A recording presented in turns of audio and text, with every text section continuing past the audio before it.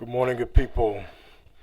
Wanted to come on uh, very briefly and talk about what it is that they are seemingly coming up with in regards to the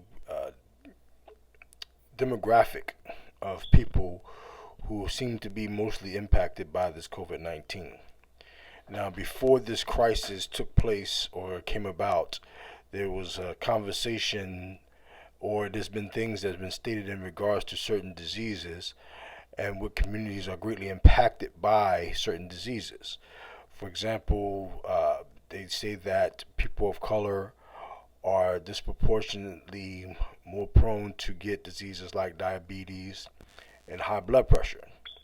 And if you heard any of the news about these issues in regards to this disease, they state that if you have these types of conditions, when if you contract this coronavirus, this COVID-19, then you have the chance of succumbing to this issue because you suffer from these diseases that, like diabetes and high blood pressure.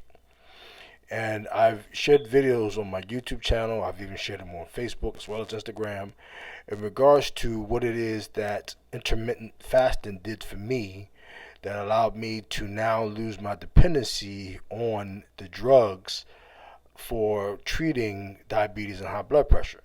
And if you know anything about the drugs, that if you don't take them, you don't feel the way that you normally feel if you didn't take the drugs. And or even before you had been symptomatic of having diabetes or high blood pressure.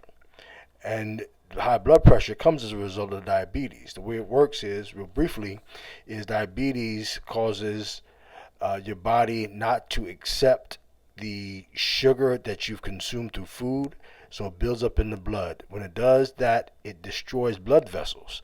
As it destroys these blood vessels, your blood cannot circulate the way the body like it's supposed to. Therefore, as a result, you get high blood pressure. And then, of course, you go to the doctor, you get diagnosed with these things. They give you this medication to be able to help you deal with these issues. And although if you continue to take the medication, you will be fine. But the only thing that's happening is it's just putting a band-aid over something that is not working because it's just keeping you around until you again succumb to these issues like diabetes and high blood pressure. I found out some years ago, and I've been sharing this and I've been sharing my testimony as to how I lost my dependency on these drugs for diabetes and high blood pressure simply by not eating, because the biggest issue that you're dealing with is sugar. Another one that's causing a big problem that folks don't really want to pay attention to is high fructose corn syrup. Your brain does not recognize that as something that's letting you feel full. That's why when you eat a lot of these foods, you consume an overabundance of them because you get like the response of what you call ghrelin, which gives you the hunger. You feel hungry. Body says, I need to eat. You go eat some food, and then after you've eaten, there's the other hormone called leptin that tells your brain, okay, you've had enough, stop eating, I'm full. But high fructose corn syrup cannot be recognized by the hormone leptin, so therefore it continues to send the signal to the brain that you're still hungry and you're eating in over an abundance of it. Fructose is a form of sugar. That sugar, as it builds up in your blood, is adding detriment to your blood vessels, destroying it, also leading to the condition of high blood pressure. And so therefore, we really need to find a way to start or implementing a fasting regimen that we abstain from eating food from a period of time.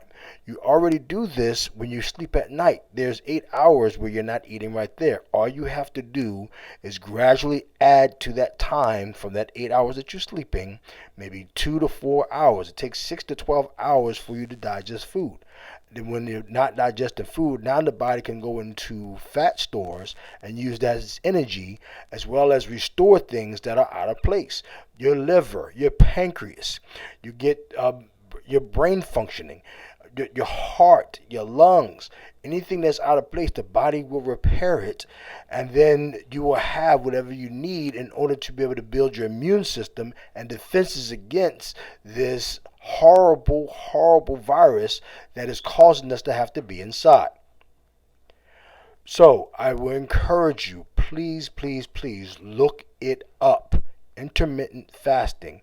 It's going to be your greatest defense among other things like detoxing, because intermittent fasting also allows you to detox as well, like detoxing using certain teas and eating a certain diet, and also getting your feet on the ground, getting out, getting some vitamin D, get some sun against your skin, and things of that nature, so that you'll have the defenses necessary. Particularly those who are part of the older community will definitely need this because they excuse me, are more susceptible to this disease because of the fact of their age, and everything has been worn to the point where you don't have the ability to recover as much as possible.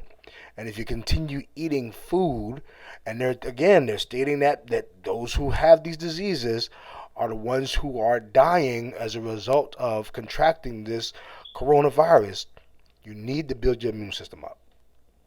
Part of that is fasting. You'll lose your dependency on these drugs, and you will have what it is you need to fight against this disease.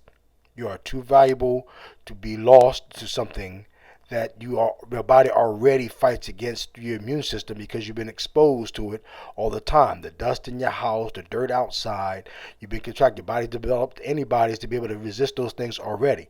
It can do the same thing for this virus, but we have to do whatever is necessary, because this virus is real and it can do what they say it's doing, and it's taking people out in the numbers that they are giving. And all you have to do is talk to anybody who's ever contracted it. I know some of my own that have done so, but you have to build your defenses up in order to do so.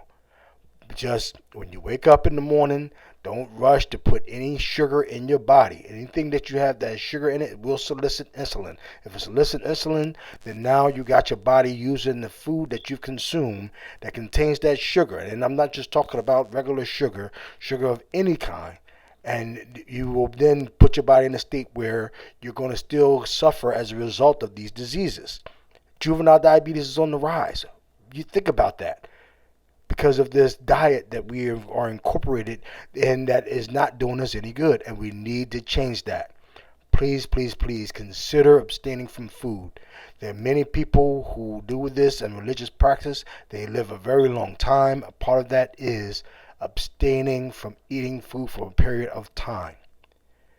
I do not take any medication. I feel so good that I don't. I feel much better than I did when I was, all because I stopped. Now, in the beginning, it was a little rough, because anything that you do is different. You get the headaches, you want to give up, like, oh, I got to eat something, I can't do this. But if you stick to it, if you continue to press through, you will reap the rewards. Just stop eating for a period of time. I'm not telling you to starve. You're not going to die. You're going to survive. In order for you to survive what we're dealing with, you got to stop eating so much, especially these bad foods. If anybody has any questions or anything they want me to answer or be able to discuss about it, I am wide open. I want you to live. I want you to survive so that we can get through this and be able to celebrate being able to have survived this isolation and all the stuff that we're going through, and become and live the lives that we have lived in them, but hopefully learning some things about ourselves and what we can do to avoid having to deal with anything like this in the future. This is the Energized Coach coming with you with tips to try to help you not only get energy, but also get through this condition that we're living in now with this virus that is taking people out in large numbers and doing things to us that we don't want to do, because we're also not only going to have to resist this, but let's be honest, there is a frequency that they're about to put in the atmosphere that's also going to cause you to have to want to survive as well. I love you. Please continue to stay safe. Stay home until we have been given the clearance to be able to move about as we normally do, to go back to the lives that we're accustomed to having. just doing it differently so that we can live the life the way we're supposed to. We should be eating to live, not living to eat. Food is not the end all and be all. It's just a means for us to be able to do what we need to do while we're on this planet. Peace.